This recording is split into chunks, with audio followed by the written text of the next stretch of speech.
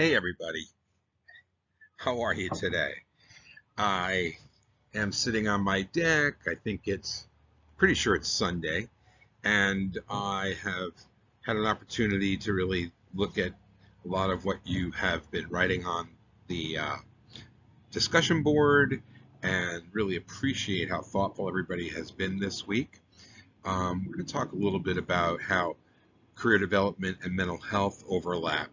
And I have to say that there is an enormous uh, opportunity for addressing mental health issues while also engaging in career development. Um, for most of us as counselors, even whether at the high school level or working with, kind of like in an outpatient setting, um, it's inevitable that mental health issues arise, uh, even with the healthiest of populations. The stressors and the family matters and just so many things come to play when we're working with folks, um, and career development offers a terrific backdrop for talking about other important things. Just to take a quick look at some of your responses to the case of Jessica, um, I saw that many people um, referenced the LTCC model, and that is a terrific way to go with career development. The Rogerian model, which um, we saw Laura, made a terrific post about how she wants to be empathetic and genuine in her own presentation, um, and provide, a non-judgmental approach. Easier said than done, especially when we see people heading down a road that we think maybe isn't the greatest, and trying to keep a straight face and trying to be supportive, even in times where there's something ringing, a bell is ringing inside of our head. So I think that's a terrific approach and something that I have to say has been identified through research as being the underlying uh, effective factor when it comes to any intervention at all across the board. Um, it is the relationship between the client and the counselor that is consistently the most important factor when um, catalyzing and supporting change. Uh, we can see that Ashley spoke a little bit about existentialism, and that Emily was addressing her perspective on how Gestalt therapy could work. I resonated with that, because I use role play constantly. My doctorate degree uh, was titled "Using Role Play as a Form of Exposure Therapy to Treat PTSD," and so Gestalt therapy um, and CBT together, combined, make a very powerful intervention for managing stress and for managing anxiety. Really appreciated Aaron's nod to Jungian uh, depth therapy, and can talk a whole lot about that. I consider myself uh, having a very strong Jungian bent these days and for a long time. And that, really kind of supports some of the narrative therapy work that I do and that can be done when doing career development. Telling the story through resume, telling the story through portfolio, storytelling, and all the intrapsychic dynamics that we can discover, the cognitive biases, the complexes that one might have, defense mechanisms, all of these unconscious influences are super important all the time. Uh, Rational emotive behavioral therapy, again, Catherine, thank you so much for bringing that piece up. Uh, there was a great nod to internal family systems by, oh, I didn't identify the student who posted that.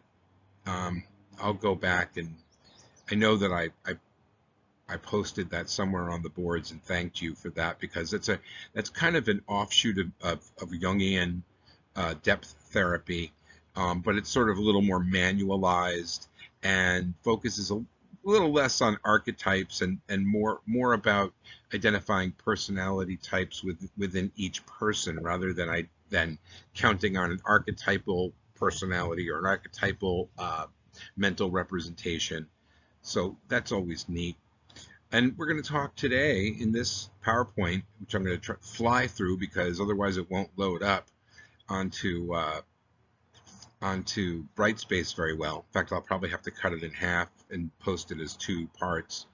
We're going to talk just briefly about the career development effects model and the hope-centered model for career development. And so here we go. Let's kind of like move into this.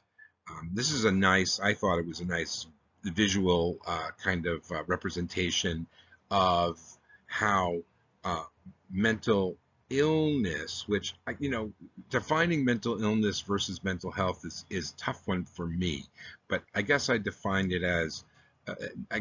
mental illness more like the chronic and persistent uh, mental health concerns that exist, whereas mental health is um, that which we gain as we are treated or as we address our mental illnesses. So it's a spectrum, I suppose. It falls on a spectrum. And we're going to kind of today look a little bit at how mental illness can affect work, how work can bring about mental health, and how mental health can support career development, and the other way around. um, so what I've found over the years is that there's a lot of research on the effects of mental illness in regards to seeking, finding, and keeping work. There's a lot less research on how career development supports mental health. And I kind of think that that's the result of the bias. And I've read this too, um, in a variety of research articles, that the research isn't being done in a sense because there's a presumption that people who are going through career development processes are generally well, experiencing well-being, and they're generally feeling okay. And I would challenge that um, greatly, because I think that there are people who are really mentally exhausted and drained and distraught, um, for reasons that are, very much connected to their work and their career. And so, the career development piece uh, can lead to problems, where the career, at least the work can, and the career development, meaning if you're stalled in your career development, or if you're doing career development work um, that is based on the desires of others, or if it is constrained by geography or any number of reasons. So um, that's kind of the thing about research, I think. Just some quick facts that I thought were interesting. I'm not going to talk about them all, but just generally speaking, mental illness is the leading cause of both work absence due to sickness and long-term disability. Severe and permanent mental illness can prevent entry into and participation in working life. And again, this is the chronic and persistent type.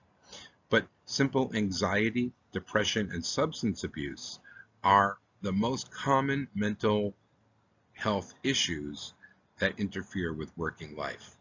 And I think that's important. Important to acknowledge.